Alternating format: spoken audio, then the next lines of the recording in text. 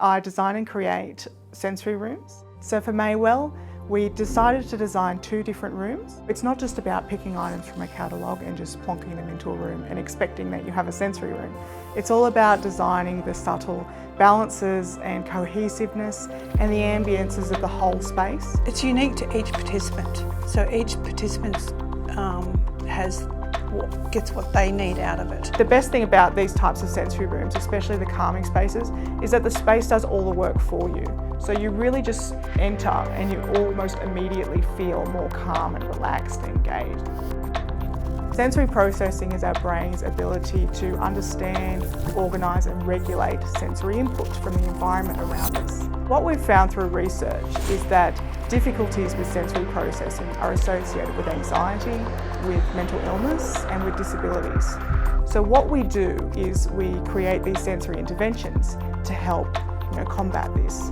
So one of those sensory interventions is the use of sensory rooms. So what we do is we create this purpose-designed space that stimulates and engages the senses in particular ways, which then helps people to better regulate and understand sensory input, and then in turn have more appropriate responses to that sensory stimuli as well. The idea came from having an opportunity to provide people with specifically autism an opportunity to have somewhere where they can learn and have their coping mechanisms upskilled. So when they're having a behaviour or challenging behaviour, they can be redirected, and through that fun activity, they can learn to cope better.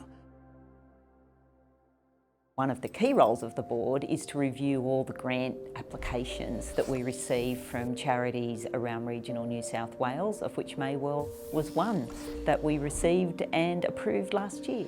The Charitable Foundation really looks to support projects that help change the lives of people who are suffering isolation, marginalisation and disadvantage. For support workers, it provides an opportunity to have a participant in an environment where they can really engage. A speech pathologist works with individuals in all areas of life, supporting them with communication difficulties. When I first started seeing Jesse, he had a lot of difficulty asking for things that he wanted or communicating how he was feeling.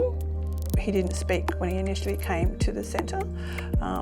He now is looking to go into whichever room he feels he wants. Before the installation of the sensory rooms, Jesse tended to wander the halls and he was easily distracted, and he was often overwhelmed by loud noises or sounds that were in the building. The sensory space at Mai-Wel has really allowed me to connect with Jesse in a way that we haven't connected before.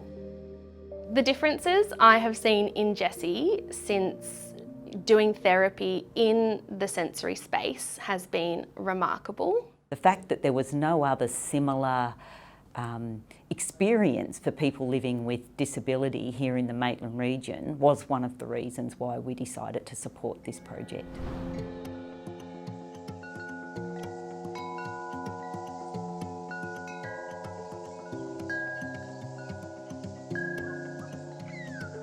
So we have 2 aspects of it, so the calming, relaxing area, and then we have our vegetable garden. We cultivate, grow and cook those products, and so when we go for a walk around, we'll taste the chives or the basil, or taste all those mint, different sort of textures, feel them, squash them, smell them, eat them, and then we will look at what we're going to cook out of that. So we started it off that we worked backwards. We asked them what they would like to cook, and then I would grow it, or we would grow it. Quite a lot of the flowers here also for pollination too. We've got kale, cucumber, passion fruit, eggplant, capsicum.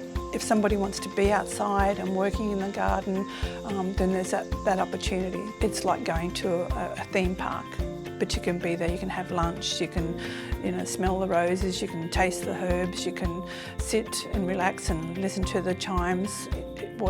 So all your senses can be fulfilled in that environment. We would like to keep building on what we've started. We would not have achieved this without support from our community. The Newcastle Charitable Foundation, our participants' families, our events that we've held, tenders that from Stockland have all played a part in bringing this together. The design, the individualisation of the spaces are absolutely amazing. I'd like to spend some time in there myself. They're beautiful, they're funky. I imagine it's quite exciting for the clients to go and spend time there. And if it supports them to evolve in their lives, well then I think that's a mission accomplished.